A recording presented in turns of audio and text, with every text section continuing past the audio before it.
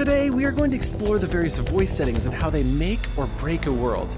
First, we'll look at the environment block where you can select nearby, default, extended, or global audio. Nearby limits the vocal distance to a short range. Default is what you've experienced in the plaza and in most worlds. Extended throws a voice relatively far, and global makes your voice heard by everyone in the world. When you think of popular worlds, what makes them popular? You might think of a certain game mechanic or art style, but inevitably without people, they are simply empty worlds. But once the people are there, how do they communicate? How do they find each other? What makes them have a good experience? Consider worlds that have global audio. Why is this voice setting chosen? Often it is because the map size is very large and there's a lot of physical motion. Think of Zap Zap Future or many puzzle worlds. These are often lower player count worlds and require constant communication. One world I worked on that should be updated to global audio is Ruler of the Hill. We initially set it to extended because people were hanging out and overlapping conversations were distracting, but now that it functions like a minigame, having global audio would improve the experience so that conversations are not cut off during gameplay. Speaking of that, when is the best time for extended audio? Generally speaking, extended is great for worlds that are expansive and you explore with a group or you want your voice to reach a fair distance. Setting player audio with a script is a great way to have private rooms for conversing, or the reverse, you can have a stage where performers or speakers can get extended audio. Normal audio is great for most worlds, but my favorite example I'll be saving as a surprise at the end. We use normal audio in the mansion as well as in the tours hub. This allows conversations to flow easily even when moving around. This also allows private conversations when you step away from a group. If Tours Hub wasn't hosting the weekly event, I believe extended audio would be a better fit as it is a relatively expansive play space. You'll also remember normal audio is found in the plaza. This is a small world, but it allows multiple conversations to flow, and it is easy to see where people are at if you want to communicate with them. Last, but certainly not least, we have nearby. I love nearby for small spaces and times when you need to make sure no one can talk over an event host.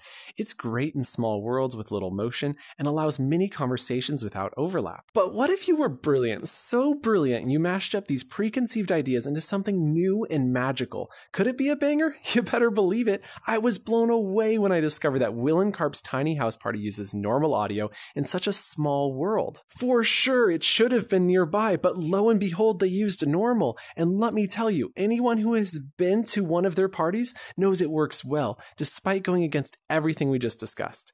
Why is that? I believe the atmosphere created by being able to hear almost everyone, up to 20 people at the same time, is a huge part of this success. It creates the feel that you really are at a crowded house party. You feel surrounded by a warm noise field, and it's just a welcoming vibe. Going a step further, normal up close sounds like global, which is great when everyone else's audio is fading out on the edges. The 3D soundscape painted by Will and Carps is amazing, with huge props to Will, who painstakingly tested every location to make sure the world was scaled perfectly to create this incredible soundscape. While the feeling is great, this can come with some major downsides. For instance, imagine a few disruptors show up at your house party. That could wreak havoc on a good time, which is why quite often nearby is your best friend in these smaller spaces.